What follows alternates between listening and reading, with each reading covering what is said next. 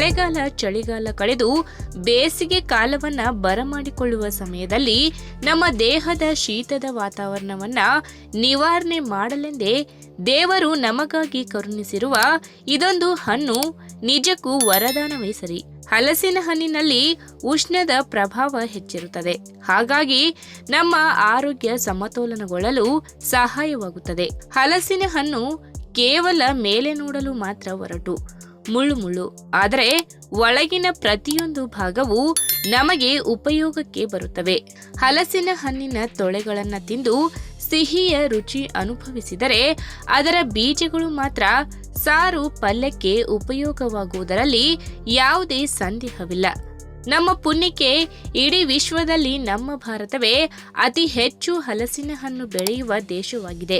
ಹಲಸಿನ ಹಣ್ಣನ್ನು ಹಣ್ಣುಗಳ ರಾಜ ಎಂದು ಕರೆದಿದ್ದಾರೆ. ಅದರ ಗಾತ್ರ ನೋಡಿ ಹಾಗೆ ಹೇಳಿರಬಹುದು ಎಂದು ನೀವು ತಿಳಿದರೆ ಅದು ಖಂಡಿತ ತಪ್ಪು. ಪ್ರಪಂಚದಲ್ಲಿ ಯಾವುದೇ ಒಂದು ವಸ್ತು ಅಥವಾ ಒಬ್ಬ ವ್ಯಕ್ತಿ ಒಳ್ಳೆಯ ಹೆಸರನ್ನ ಸಂಪಾದನೆ ಮಾಡಬೇಕಾದರೆ ಆತನಿಗೆ ಅಥವಾ ಆ ವಸ್ತುವಿಗೆ ಸೇರಿರುವ ಗುಣಲಕ್ಷಣಗಳು ಲೆಕ್ಕಕ್ಕೆ ಬರುತ್ತವೆ. ಹಲಸಿನ ಹಣ್ಣಿನ ವಿಚಾರದಲ್ಲೂ ಅಷ್ಟೇ. ಅದರಲ್ಲಿರುವ ಅದ್ಭುತವಾದ ಆರೋಗ್ಯಕ್ಕೆ ಸಹಕಾರಿಯಾದ ಗುಣಲಕ್ಷಣಗಳು ಹಲಸಿನ ಹಣ್ಣನ್ನು ಒಂದು ವಿಶೇಷ ಸ್ಥಾನದಲ್ಲಿ ಎಲ್ಲ ಹಣ್ಣುಗಳಿಗಿಂತ ಎತ್ತರದಲ್ಲಿ ಹೋಗಿ ನಿಲ್ಲಿಸಿದೆ. ಹಾಗಾದ್ರೆ ಹಲಸಿನ ಹಣ್ಣನ್ನ ಸೇವನೆ ಮಾಡುವುದರಿಂದ ನಮಗೆ ಸಿಗುವಂತಹ ಆರೋಗ್ಯಕಾರಿ ಲಾಭಗಳ ಬಗ್ಗೆ ಇವತ್ತಿನ ವಿಡಿಯೋ ಮುಖಾಂತರ ತಿಳಿದುಕೊಳ್ಳೋಣ.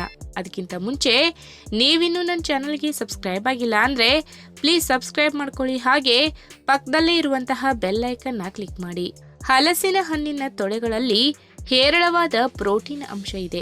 ಸಾಮಾನ್ಯವಾಗಿ ಯಾವುದಾದರೂ ಬರಗಾಲದ ಸಮಯದಲ್ಲಿ ಅಥವಾ ಮಳೆ ಇಲ್ಲದ ವನಭೂಮಿಯಲ್ಲಿ ಎಲ್ಲ ಸಸ್ಯ, ಬಳ್ಳಿ ಮತ್ತು ಮರಗಳು ಅನಾರೋಗ್ಯಕ್ಕೀಡಾಗಿ ಹಾನಿಯಾಗುತ್ತವೆ. ಆದರೆ ಹಲಸಿನ ಮರ ಹಾಗಲ್ಲ. ಕೇವಲ ಹಲಸಿನ ತೊಳೆಗಳಿಂದ ನಮ್ಮ ಆರೋಗ್ಯಕ್ಕೆ ಮಾತ್ರ ಉತ್ತಮ ಪ್ರಯೋಜನಗಳು ಲಭ್ಯವಾಗುತ್ತವೆ ಎಂದು ನಮಗೆ ನಾವೇ ಊಹಿಸಿಕೊಂಡರೆ ಅದು ನಮ್ಮ ತಪ್ಪು ಕಲ್ಪನೆ.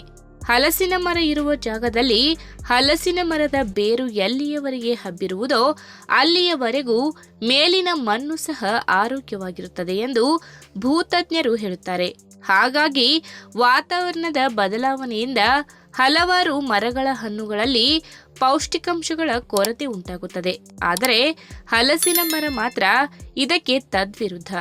ವರ್ಷಕ್ಕೊಮ್ಮೆ ನಮಗೆ ಸಿಗುವ ಹಲಸಿನ ಹಣ್ಣುಗಳಲ್ಲಿ ಪೌಷ್ಟಿಕ ಸತ್ವಗಳಲ್ಲಿ ಮಾತ್ರ ಯಾವುದೇ ಕೊರತೆ ಉಂಟಾಗುವುದಿಲ್ಲ. ಇನ್ನು ಹಲಸಿನ ಹಣ್ಣಿನ ತೊಳೆಗಳಲ್ಲಿ ಕೇವಲ ಪ್ರೋಟೀನ್ ಅಂಶ ಮಾತ್ರವಲ್ಲದೆ ನಾರಿನ ಅಂಶ, vitamin A, vitamin C, magnesium, potassium, ತಾಮ್ರ ಮತ್ತು ಮ್ಯಾಂಗನೀಸ್ ಅಂಶಗಳು ಇತರ ಹಣ್ಣುಗಳಿಗೆ ಹೋಲಿಸಿದರೆ ದುಪ್ಪಟ್ಟಾಗಿವೆ. ನಮ್ಮ ದೇಹಕ್ಕೆ ಅಗತ್ಯವಿರುವ ಆರೋಗ್ಯಕರ ಮತ್ತು ಬಹಳ ಪ್ರಯೋಜನಕಾರಿಯಾದ ಆಂಟಿ ಆಕ್ಸಿಡೆಂಟ್ ಅಂಶಗಳು ಇದರಲ್ಲಿ ಲಭ್ಯವಿದೆ.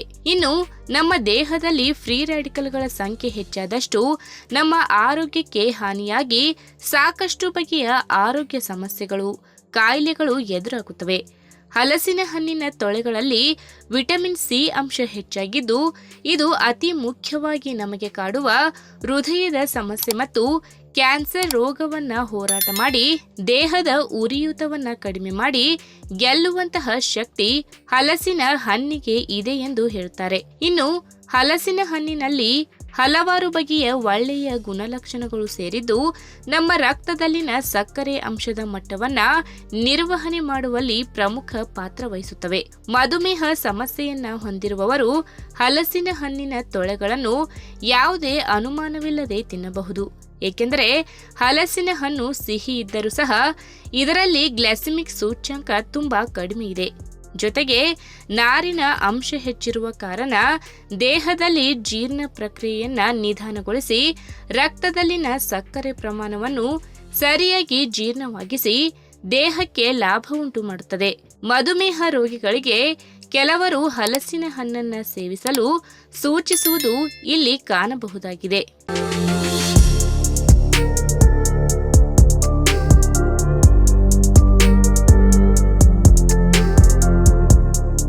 ಅನೇಕ ಹಣ್ಣುಗಳು ನಮ್ಮ ಆರೋಗ್ಯವನ್ನು ಸುಧಾರಿಸುವಲ್ಲಿ ಮಹತ್ವದ ಪಾತ್ರ ವಹಿಸುತ್ತವೆ. ಅಂತಹ ಹಣ್ಣುಗಳಲ್ಲಿ ಸ್ಟಾರ್ ಫ್ರೂಟ್ ಅಥವಾ ಕ್ಯಾರಂಬೋಲಾ ಹಣ್ಣು ಕೂಡ ಒಂದು. ನಕ್ಷತ್ರದ ಆಕೃತಿಯಲ್ಲಿರುವ ಈ ಹಣ್ಣು ದೇಹದಲ್ಲಿನ ಅನೇಕ ಸಮಸ್ಯೆಗಳನ್ನ ಸುಧಾರಿಸಲು ಸಹಕಾರಿಯಾಗಿದೆ. ನಕ್ಷತ್ರದ ಹಣ್ಣುಗಳು ಮೊದಲು ಹಸಿರು ಬಣ್ಣದಲ್ಲಿ ಇರುತ್ತವೆ, ನಂತರ ಹಣ್ಣು ಹಳದಿ ಬಣ್ಣಕ್ಕೆ ತಿರುಗುತ್ತದೆ. ಮಾಗಿದ ನಕ್ಷತ್ರದ ಹಣ್ಣು ತಿರುಳಿರುವ ಕುರುಕುಲಾದ ಮತ್ತು ರಸಭರಿತವಾಗಿರುತ್ತದೆ, ಜೊತೆಗೆ ಸಿಹಿ ಮತ್ತು ಸ್ವಲ್ಪ ಹುಳಿ ರುಚಿಯನ್ನ ಹೊಂದಿರುತ್ತದೆ. ಸಣ್ಣ ನಕ್ಷತ್ರದ ಹಣ್ಣುಗಳು ದೊಡ್ಡ ಹಣ್ಣುಗಳಿಗಿಂತ ಹೆಚ್ಚು ರುಚಿಕರವಾಗಿರುತ್ತವೆ. ಈ ಹಣ್ಣಿನಲ್ಲಿ ಹೇರಳವಾದ vitamin B, C, sodium, potassium, fibre, calcium ಅಂಶಗಳು ಅಡಕವಾಗಿದೆ. ಹಾಗಾದ್ರೆ ಈ ನಕ್ಷತ್ರ ಹಣ್ಣು ಯಾವೆಲ್ಲ ಆರೋಗ್ಯ ಪ್ರಯೋಜನಗಳನ್ನ ಹೊಂದಿವೆ ಎಂಬುದನ್ನ ಇವತ್ತಿನ ವಿಡಿಯೋ ಮುಖಾಂತರ ತಿಳಿದುಕೊಳ್ಳೋಣ. ಅದಕ್ಕಿಂತ ಮುಂಚೆ ನೀವಿನ್ನು ನನ್ನ ಚಾನೆಲ್ಗೆ ಸಬ್ಸ್ಕ್ರೈಬ್ ಆಗಿಲ್ಲ ಅಂದ್ರೆ ಪ್ಲೀಸ್ ಸಬ್ಸ್ಕ್ರೈಬ್ ಮಾಡ್ಕೊಳ್ಳಿ, ಹಾಗೆ ಪಕ್ಕದಲ್ಲಿ ಇರುವಂತಹ ಬೆಲ್ ಐಕಾನ್ ಕ್ಲಿಕ್ ಮಾಡಿ. ಸ್ಟಾರ್ ಫ್ರೂಟ್ ಹೃದಯವನ್ನ ಆರೋಗ್ಯಕರವಾಗಿ ಇರಿಸಿಕೊಳ್ಳಲು ಸಹಾಯ ಮಾಡುತ್ತದೆ. ಇದರಲ್ಲಿರುವ ಕ್ಯಾಲ್ಸಿಯಂ, ಪೊಟ್ಯಾಷಿಯಂ ಅಂಶಗಳು ಹೃದಯ ಸ್ತಂಭವನ್ನ ತಡೆಯುತ್ತದೆ, ಅಲ್ಲದೆ ರಕ್ತದ ಹರಿವನ್ನ ಸುಧಾರಿಸುತ್ತದೆ. ನೀವು ಸ್ಟಾರ್ ಫ್ರೂಟ್ ಅನ್ನ ಸೇವಿಸುತ್ತೀರಿ ಎಂದರೆ ಹಸಿದ ಹೊಟ್ಟೆಯಲ್ಲಿ ಸೇವನೆ ಮಾಡಬೇಡಿ, ಊಟವಾದ ಬಳಿಕ ತಿಂದರೆ ಒಳ್ಳೆಯದು.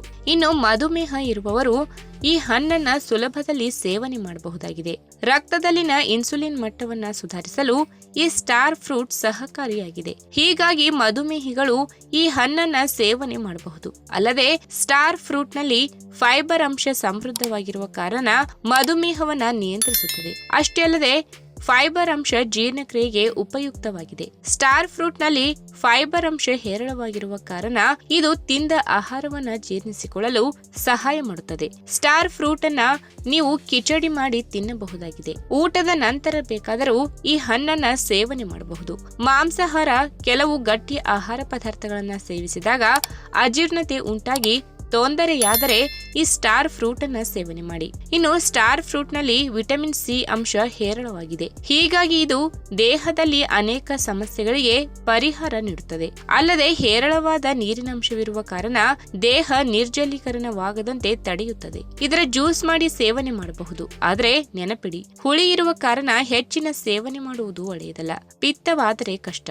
ಇನ್ನು ಕೆಲವೊಮ್ಮೆ ನರಗಳ ಸಮಸ್ಯೆಯಾದರೆ ದೇಹದಲ್ಲಿ ಉರಿಯೂತ ಉಂಟಾಗುತ್ತದೆ. ಕಾಲು ಕೈಗಳ ನರಗಳು ಇದ್ದಕ್ಕಿದ್ದಂತೆ ಉರಿಯಲು ಆರಂಭವಾಗುತ್ತವೆ. ಇದನ್ನು ತಡೆಯಲು ಸ್ಟಾರ್ ಫ್ರೂಟ್ ಸಹಾಯಕವಾಗಿದೆ. ನಿಯಮಿತವಾಗಿ ಅಲ್ಲದಿದ್ದರೂ ವಾರದಲ್ಲಿ ಒಮ್ಮೆಯಾದರೂ ಈ ಹಣ್ಣನ್ನ ತಿನ್ನುವ ಅಭ್ಯಾಸ ಮಾಡಿಕೊಳ್ಳಿ.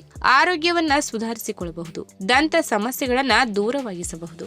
ಈ ವಿಡಿಯೋ ನಿಮಗೆ ಇಷ್ಟವಾದಲ್ಲಿ ತಪ್ಪದೆ ಲೈಕ್ ಮಾಡಿ, ಶೇರ್ ಮಾಡಿ, ಹಾಗೆ ನಿಮ್ಮ ಅನಿಸಿಕೆನ ಕಮೆಂಟ್ ಮೂಲಕ ತಿಳಿಸಿ.